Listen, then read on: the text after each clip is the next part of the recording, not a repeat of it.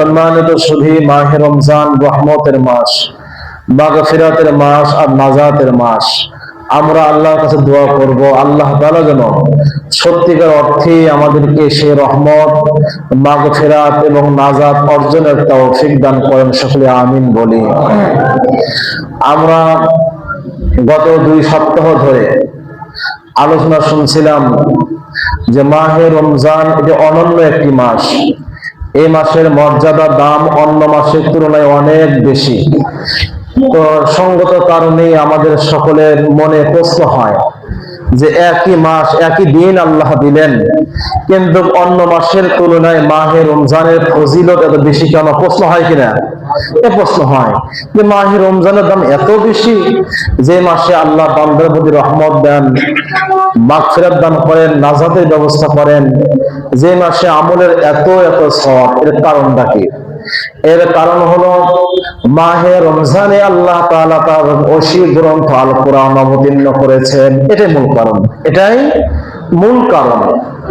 আল্লাহ তাআলা তার যে কিতাব কোরআন আমাদের রাসূলকে দিয়েছেন, এই কিতাব নিঃসন্দেহে আল্লাহর বাণী। কোন সন্দেহ আছে বলেন? সন্দেহ নাই। তো আল্লাহ যেরকম বড়, তিনি যেরকম আমাদের কুল কায়নাতের স্রষ্টা, আমরা যা দেখি না দেখি এই মহাবিশ্ব কত বড়।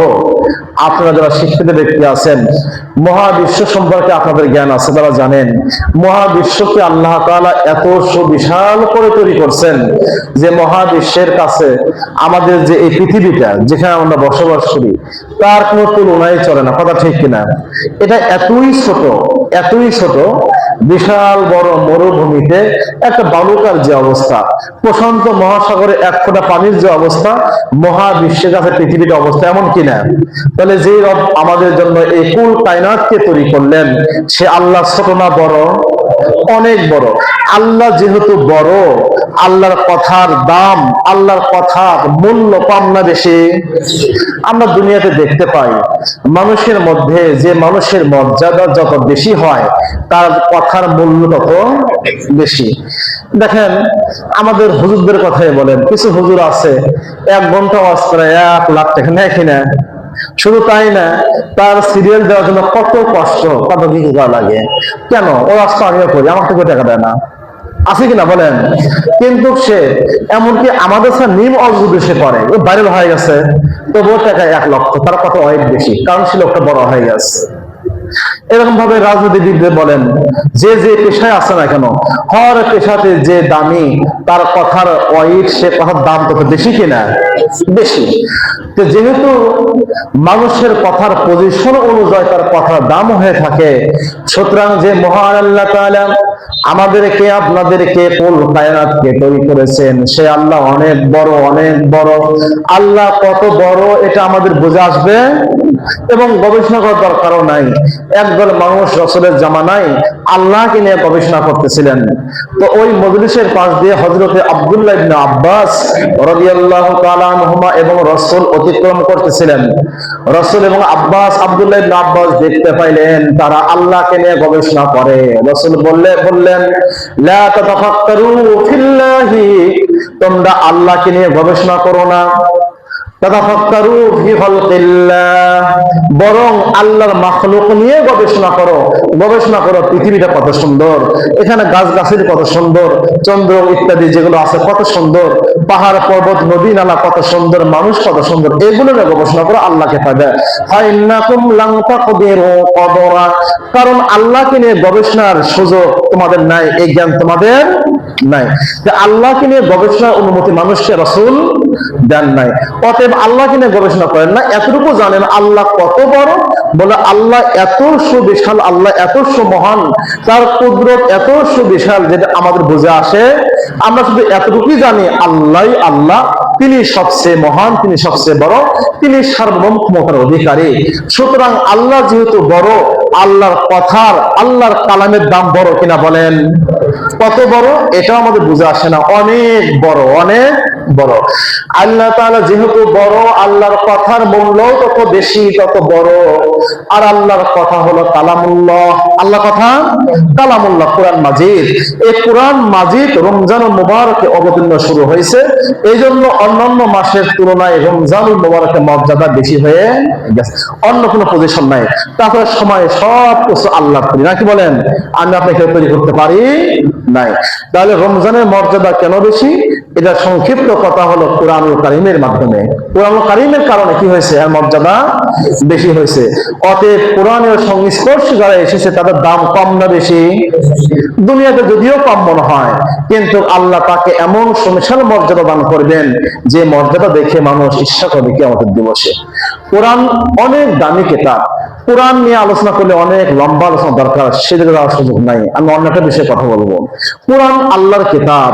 আল্লাহ কোরআন অবতীর্ণ করে বললেন হুদাল যালিকাল কিতাব, এটা এমন একটা কিতাব লা রাইবা ফি, যার মধ্যে কোনো সন্দেহ নাই। কোনো সন্দেহ তো দূরের কথা, সন্দেহের অবকাশ তার মধ্যে নাই, থাকতে পারে না। আপনারা শিক্ষিত ব্যক্তি আছেন, তারা দেখেন আমরা যে সিলেবাসে স্কুলে পড়াশোনা করছি সেই সিলেবাস কি এখন আছে? শুধু তাই না, প্রতি বছর কি হয়? চেঞ্জ হয়, পরিবর্তন হয়। বিশ্বের কত সাহিত্যিক গেল, যে সাহিত্যিকরা তাদের সাহিত্য পড়ার কারণে নোবেল বিজয়ী হয়েছে, কিন্তু ওদের বইও কি কিছুদিন পরে চলে? চলে না। কিন্তু কোরআন এমন কিতাব যেটা চলে, সব জামানায় চলে, চলবে ইনশাআল্লাহ। কারণ এটা ওসি গ্রন্থ আল কোরআন। শুধু তাই না, কোরআন যত তেলাওয়াত করবেন অন্তত তত মজা লাগবে, যদি সত্যিকার অর্থে আপনি মুসলিম হয়ে থাকেন। কথা ঠিক কিনা? আজকে দেখেন আমরা এরকম, আমারও একটা ব্যক্তিগত অভ্যাস ছিল, প্রচুর নোবেল পড়তাম।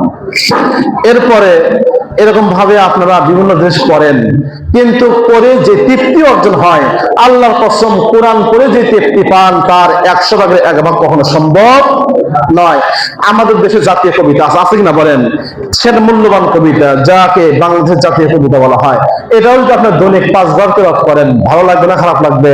মন চাবে না। কিন্তু এটা কোরআন এমন বাণী, দৈনিক 5 বার নয়, আপনি যদি 5 ওয়াক্ত নামাজ পড়েন, নিজে হিসাব করে দেখবেন যে কয়বার সূরা ফাতিহা পড়েন। বলেন কোন মুসল্লি এই যে দৈনিক এতবার সূরা ফাতিহা পড়লো, ইমাম সাহেবের পিছনে শুনলো, কখনো বিরক্ত লাগছে? এটাই প্রমাণ করে কোরআন কার বাণী? আল্লাহর বাণী।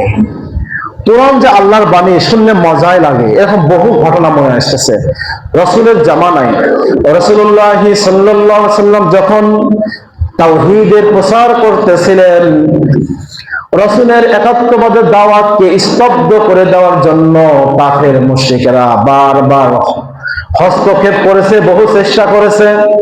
এই চেষ্টার মধ্যে একটা চেষ্টা ছিল কাফেরদের একজন চালাক ব্যক্তি, নাম হলো উতবা বিন রবিআ। সিদ্ধান্ত করা হলো উতবাকে রাসূলের দরবারে পাঠানো হবে। উতবা ছিল রাসূলের চাচা, সম্পর্কে চাচা, আপন চাচা নয়। উতবা বিন রবিআকে প্রেরণ করা হলো মুহাম্মাদের কাছে এই বার্তা দিয়ে, মুহাম্মদ সাল্লাল্লাহু আলাইহি সাল্লাম, তুমি যে দ্বীনের প্রচার করো, তুমি বলো আসলে এর বিনিময়ে তুমি কি চাও? তুমি যদি চাও সুন্দর নারী, তাহলে যে কয়েকটা দরকার ইশারা দিলে ব্যবস্থা হয়ে যাবে। মুহাম্মদ, তুমি যদি চাও সম্পদ ক্ষমতা, তাহলে বলো, তোমাকে আমরা আমাদের নেতা বানিয়ে নিব এবং অগাধ সম্পদ দিয়ে দিব। রাসূলুল্লাহ সাল্লাল্লাহু আলাইহি সাল্লাম উতবা বিন রবিআর মুখ থেকে তার এই কথাগুলো শুনলেন, কোনো উত্তর দেন নাই। এই পর্যায়ে উতবা বিন রবিআকে লক্ষ্য করে রাসূলুল্লাহ বললেন, ওগো আমার চাচা, আপনি যে উদ্দেশ্য নিয়ে আমার কাছে এসেছেন, যে কথাবার্তা বললেন, কথা কি শেষ? কথা কি শেষ? উতবা বললেন, হ্যাঁ ভাতিজা, কথা মানে শেষ হয়ে গেছে। রাসূল বললেন, চাচা, আমি না চাই কোনো নারী, না চাই বাড়ি, না চাই সম্পদ আর ক্ষমতা, আমার কিছুই দরকার নয়।